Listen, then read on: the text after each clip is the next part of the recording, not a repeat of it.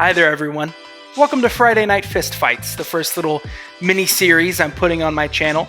And the entire purpose of this is just for the fun of it, every Friday night, kind of like a football or basketball game, I'm going to talk about different fist fight scenarios that I, or hopefully if this channel gets big enough, you guys come up with.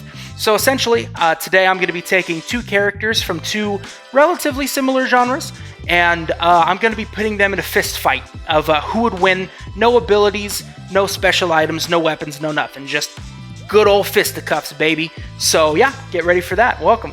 For today's episode, our two contenders are two absolute titans of the fantasy genre. Two guys who are part of two of the biggest stories ever created, ever said. And those two are Harry Potter and Frodo. Starting it off with our guy Harry Potter. He's standing at, if I could estimate, about 6 feet tall, and he's got, he's lanky, he's small. But I gotta right off the bat, I gotta hit him with that criticism. He has not been hitting the weight room enough. He is not swole. He's not very swole. All right, he's a scrawny dude, and he doesn't, in a normal situation, he has magic. He doesn't need to be big. But we're talking about a fist fight. He's gonna have to, get a little bit swole. But for this situation where I'm just pulling him out of their selective universes, we're just going with, real skinny Harry Potter.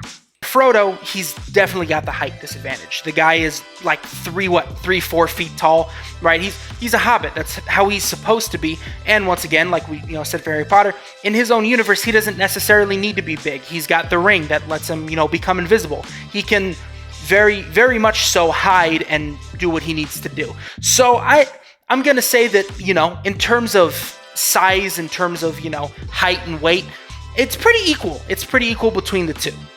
Another thing we're going to have to take into account is the shape of the fantasy worlds. So like in the case of Harry Potter, it's a lot more cushy, right? It takes place in London, sometimes New York if you're going off the Fantastic Beast canon.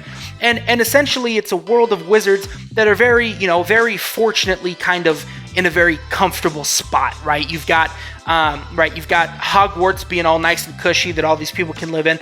When you're comparing it to the Hobbit universe, it is rugged, it is dark, it is gross. Any universe where Sauron is essentially running the show is not a good place to live, and it's not necessarily conducive to sort of a healthy build. It is, however, conducive to a very strong sense of fighting. And that's where I'm going to give the first point to Frodo. I feel like, given his experiences in Middle-earth, he does have the added little edge that Harry Potter doesn't. I feel like if you threw even a small punch at Harry, he would probably bruise the moment you poked him. So I'm going to give that point to Frodo because he seems a little more rugged. I feel like he'd be able to throw a couple more haymakers. But where I gotta give Harry his first point is his reach. The guy is tall, he might be lanky, but he's got arms, dude. He can extend if he needs to, just bop, bop, bop, right? So I'm gonna give that point to Harry right now. They're sitting at a tie, and I think if we're looking at our arena, we just said it, just regular Earth, right? No Middle Earth, no Harry Potter universe, just chilling in the middle of the field like me against that silverback. I feel like that's equal enough that it's gonna be a good enough fight. If we're talking strategy, I think Frodo's got this one on Harry. I think we're going to put another point up there for him because the guy essentially has to fight through just gross, rugged terrain. So I feel like he has a better lay of the land. No matter where you put him, whether it's regular Earth, Harry Potter Earth, or Middle Earth, he's going to know what he's doing, right? He's essentially, in the Shire, you got to live off the land. You're literally living in the land, right? You're living in hills. So I'm going to give him that for environmental damage and kind of environmental understanding. I'm going to give that one to Frodo. I'm going to put him in the lead against Harry.